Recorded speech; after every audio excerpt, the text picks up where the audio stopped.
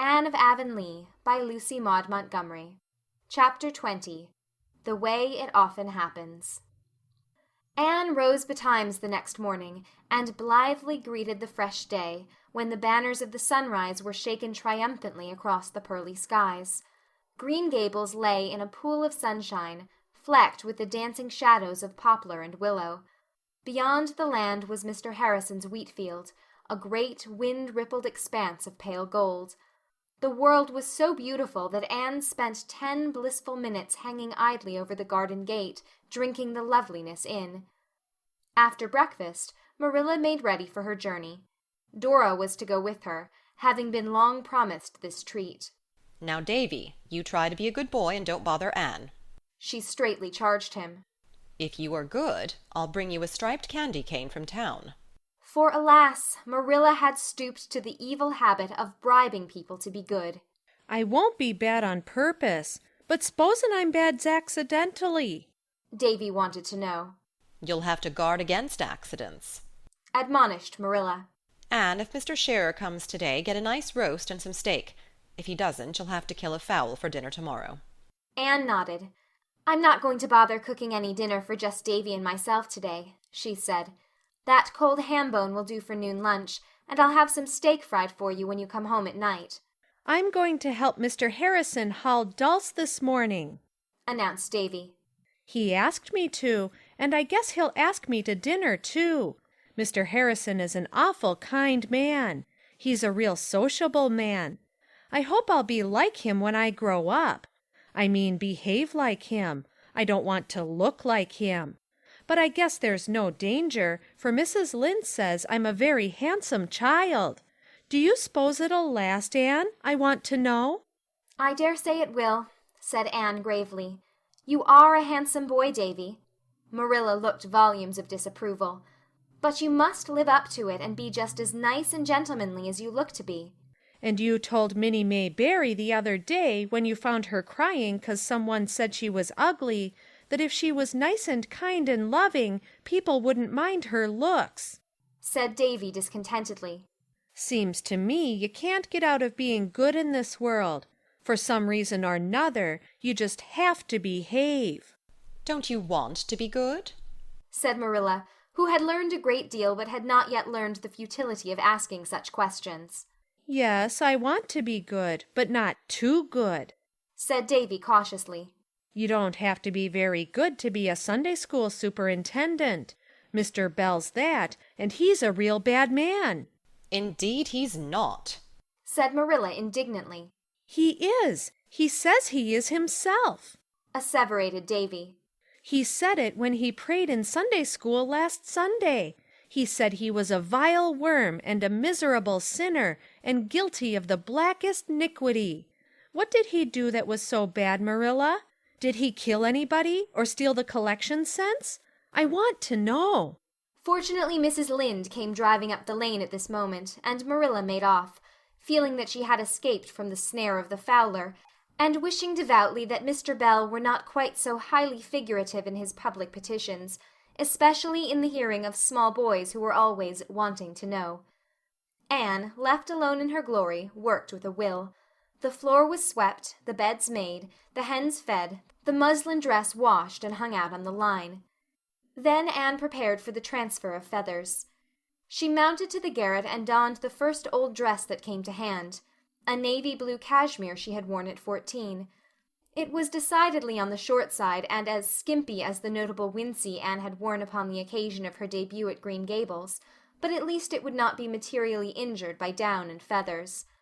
Anne completed her toilet by tying a big red and white spotted handkerchief that had belonged to Matthew over her head, and, thus accoutred, betook herself to the kitchen chamber, whither Marilla, before her departure, had helped her carry the feather bed.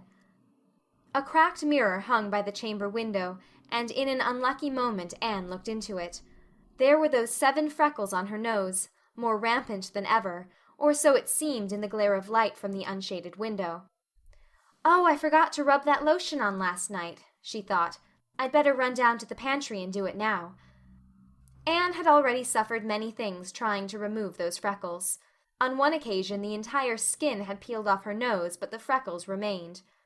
A few days previously she had found a recipe for a freckle lotion in a magazine, and, as the ingredients were within her reach, she straightway compounded it, much to the disgust of Marilla, who thought that if Providence had placed freckles on your nose it was your bounden duty to leave them there. Anne scurried down to the pantry, which, always dim from the big willow growing close to the window, was now almost dark by reason of the shade drawn to exclude flies. Anne caught the bottle containing the lotion from the shelf, and copiously anointed her nose therewith by means of a little sponge sacred to the purpose.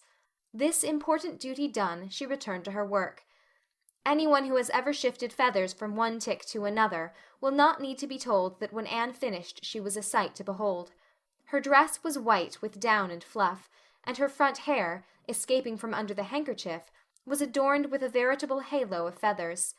At this auspicious moment a knock sounded at the kitchen door. "That must be Mr. Shearer," thought Anne. "I'm in a dreadful mess, but I'll have to run down as I am, for he's always in a hurry." Down flew Anne to the kitchen door.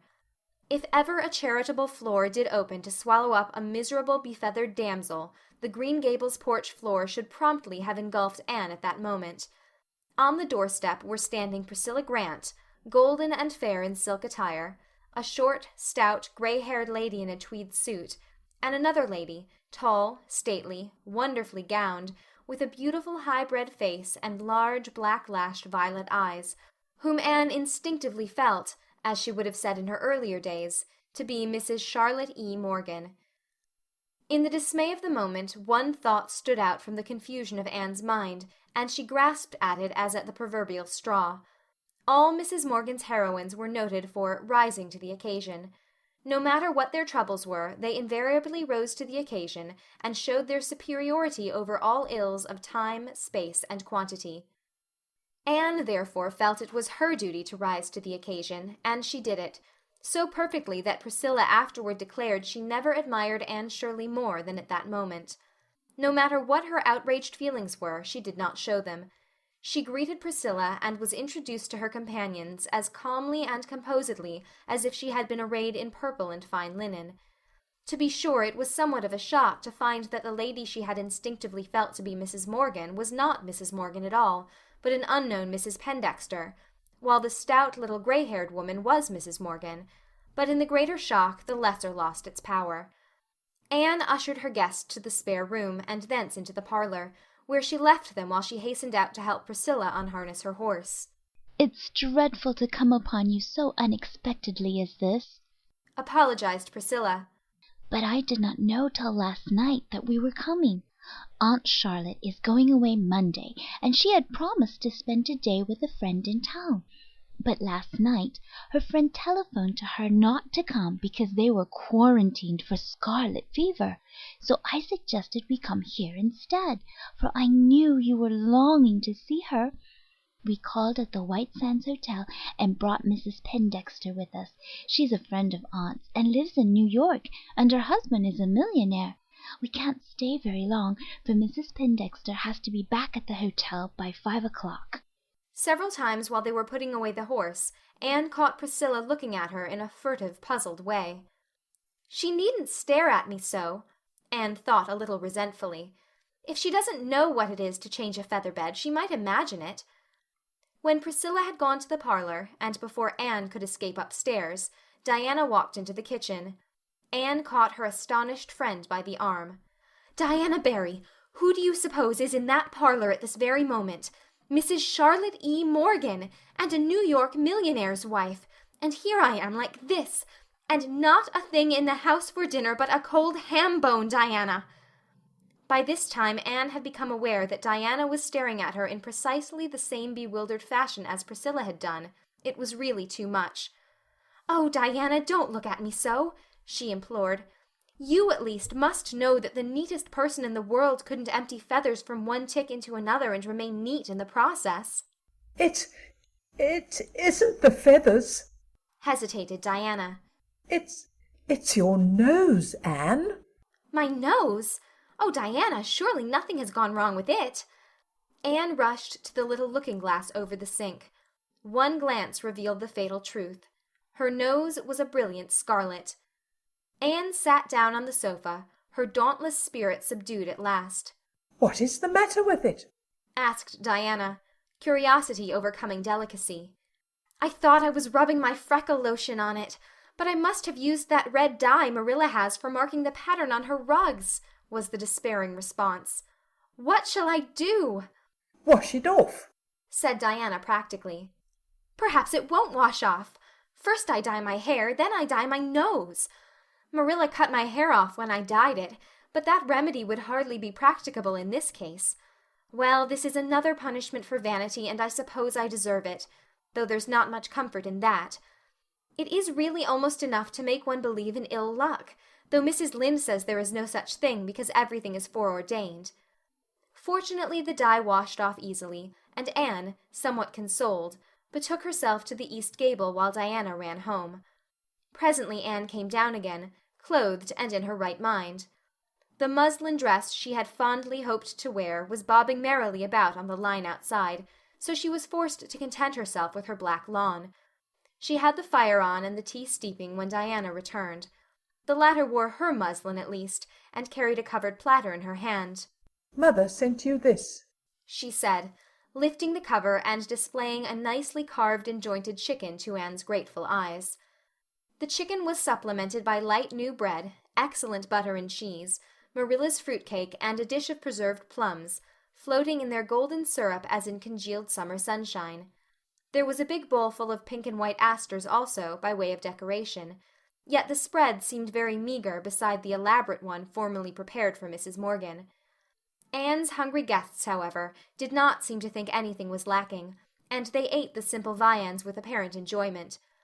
But after the first few moments Anne thought no more of what was or was not on her bill of fare. Mrs. Morgan's appearance might be somewhat disappointing, as even her loyal worshippers had been forced to admit to each other, but she proved to be a delightful conversationalist. She had travelled extensively and was an excellent storyteller. She had seen much of men and women, and crystallized her experiences into witty little sentences and epigrams, which made her hearers feel as if they were listening to one of the people in clever books. But under all her sparkle there was a strongly felt undercurrent of true womanly sympathy and kind-heartedness, which won affection as easily as her brilliancy won admiration. Nor did she monopolize the conversation. She could draw others out as skillfully and fully as she could talk herself, and Anne and Diana found themselves chattering freely to her. Mrs. Pendexter said little. She merely smiled with her lovely eyes and lips, and ate chicken and fruit-cake and preserves with such exquisite grace that she conveyed the impression of dining on ambrosia and honey-dew. But then, as Anne said to Diana later on, anybody so divinely beautiful as Mrs. Pendexter didn't need to talk. It was enough for her just to look.